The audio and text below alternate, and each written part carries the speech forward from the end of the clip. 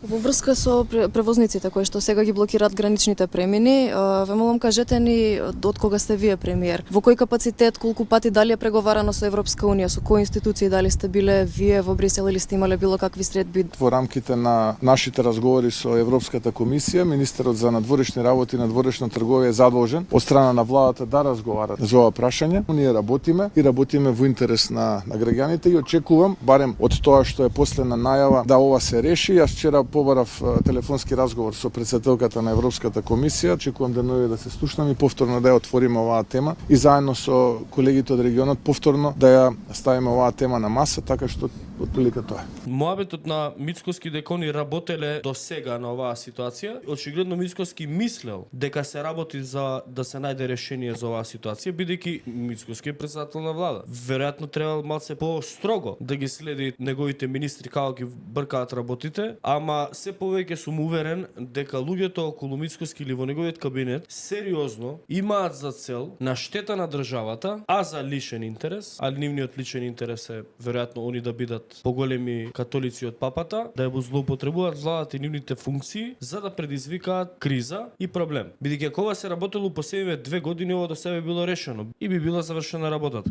Надлежен за транспорт и врски е Асо Николовски. Надлежен за надворешна трговија и надворешни работи е Тимчо Муцунски. По мене, двајцата најдибидус министри во владата на држава. За овој хаос, за оваа криза, најодговорни се овие двајца. Нивна работа ја доведува до криза. Сега оваа работа до април нема да се реши. Сигурно оваа држава ќе трпи штети. Зашто? Кој е интересот?